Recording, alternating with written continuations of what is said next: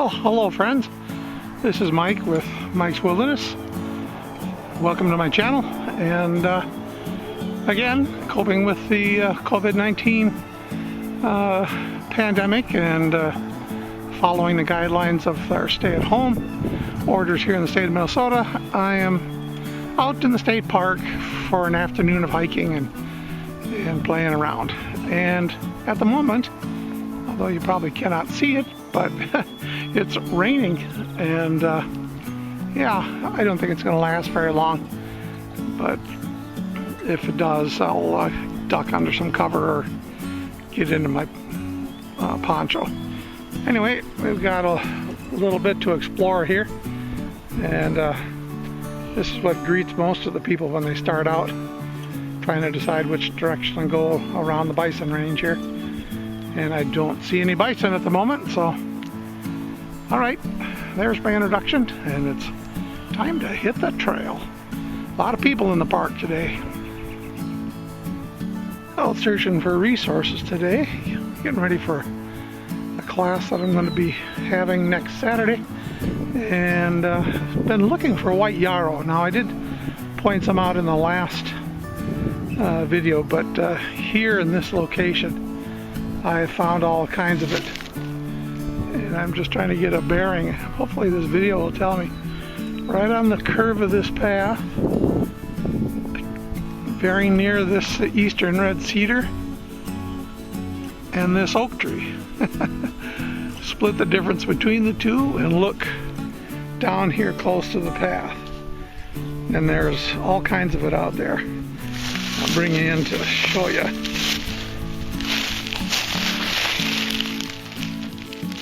Right there. It's very feathery, and yeah, that's white yarrow. So we found enough of it here that we could actually use it medicinally. Okay. Well, here's a very old and dead birch tree, I think. Yeah, paper birch, and on it these polypore fungus, and I again just want to point out they are good for the medicinal purpose of making a makeshift band-aid if you need one, and they do have some antiseptic properties. And it's funny that they grow kind of like a shelf, just like the Horses Hoof Fungus does, but these are not Horses Hoof Fungus. So anyway, so I had to find that and point it out. Well, my friends, I know I don't get a chance to talk about the pieces in my kit very often, and I have shared about my stove and my Stanley cook set, and fast becoming a favorite of my kit is the Grail Geopress. This is their larger version, and I filled it with water, and it usually lasts me the better part of the day when I'm just out hiking the usual hours. But if I need any more water, there's enough wild water around here that I can collect and process it through the Grail filter and continue to hydrate throughout the day. So just thought I would show you that as one item that I carry in my kit that's fast becoming a favorite. And I know that I will be using it more and more as I spend more time out in the woods. I know a lot of guys have them and swear by them, and just thought I'd show you. Okay guys, I have a small piece of Horses Hoof Fungus here that I got on a previous trip, and it's very dry now, having been in my tinder pouch for a while. And I'm going to use my steel striker and piece of flint, see if I can't get a spark into this end of it here that I've teased up and made very, very fibrous. Let's see what we can do here.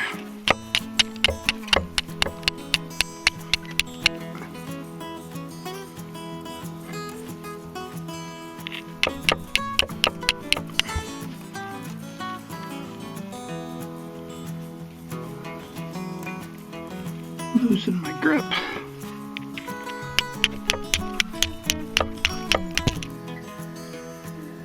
Okay, well, it took a little doing, but I did finally get a little spark into it. And,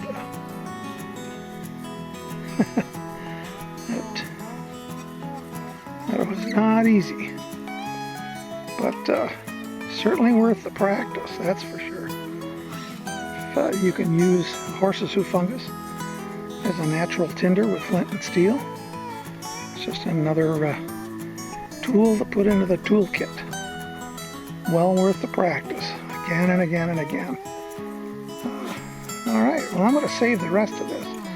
The only way to put it out is to douse it in water or cut the end off and just let it burn up. Hope you can see that. Maybe I'll try to get a little macro of it here. Hopefully that's in focus. A little better. Still burning pretty good.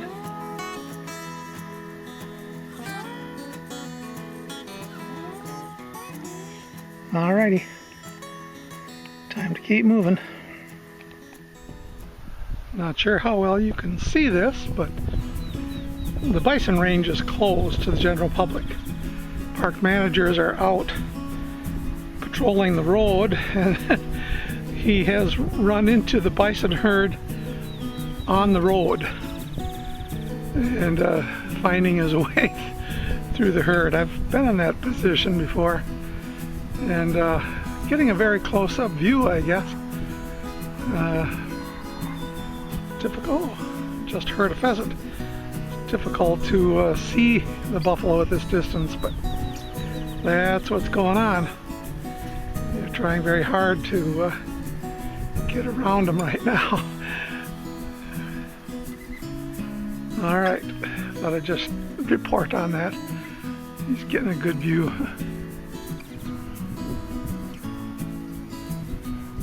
Well, there's bison herd. Some still on the road on the left there. But they do get over here to the fence line occasionally, because right in front of me is a bison pie, which is, I suppose, different than a cow pie. But anyway, sure would like to try that for some tinder sometimes. I gotta believe that would take a spark and hold it for a long time. Make a smudge pot out of it. Well, my friends, the adventure continues, and if you've ever spent any amount of time out on a prairie or in the woodlands and you've come across goldenrod, occasionally you'll find them with these bulbous kind of swellings on their stems. And my father told me many years ago that inside these swellings on the stem is a small worm, and if you collected enough of them, you'd have some bait for doing some pan fishing or something. The thing you need to do is look around the whole bulb to see if there's any holes, and if there aren't, that means that no birds have been able to peck through the husk and get inside and eat the worm. So I'm going to saw one of these open and see if I can show you the worm inside. Okay, I hope that's kind of clear. There is the worm that lives inside this bulbous knob on the stalk of the goldenrod. It's just a little bit of protein bait, if you will, to put on a small hook. And if I were to open up the other one, I'd probably find one there too. And collect enough of these, and yeah, you've got a good source of bait for doing some fishing, catching some big ones. Sort of big ones. Catch little ones and use them to catch big ones. You know what I'm talking about.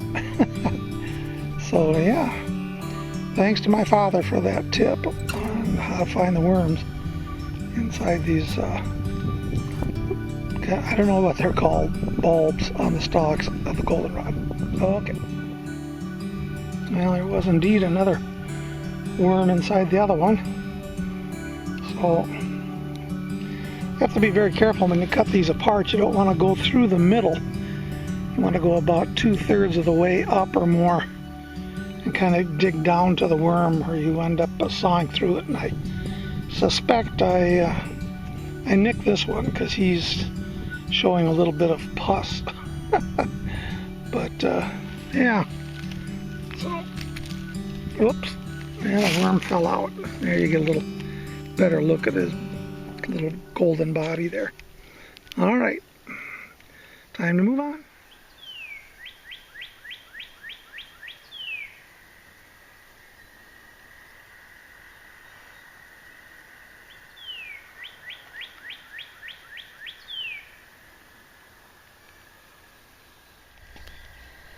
Now there's one of those bulbous protrusions on the stalk with the worm in it, and it happens to be in a small stand of what is used to be goldenrod, and you can see all the little white bulbs all over the place here. Some really large, some smaller, but yeah, probably a worm in each one of those. So we could get some good bait. If you're fortunate enough to find a stand of goldenrod, this is the way to go. Well, my friends, I'm headed back to the parking lot and calling it a day. It's now about 5:15, and I've been wandering around out here for about 4 hours. And it's been a great day. Beautiful, beautiful weather. And not too hot, not too sunny.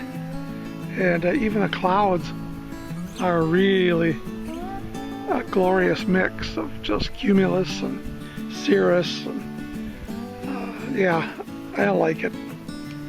So, all right. Well, this is going to probably be either my last or second to last recording, so I just wanted to show you the little bit of the river that I can see from the lookout here, and in not too many days all the green buds will be fully leafed out, and this view will be gone. And if it's gone, then we just have to wait till fall. But yep, beautiful day. Could not resist getting out. I think we got a lot done. Hope you sure enjoyed it. All right. We'll wrap it up, I guess, when we get to the car. Well, my friends, that about wraps it up. This is Mike with Mike's Wilderness. Thanks for watching. Be sure to like and subscribe. And just remember, get out there. Get in some dirt time. Get dirty. And stay safe. And I hope you've enjoyed all of this. Take care. Bye-bye.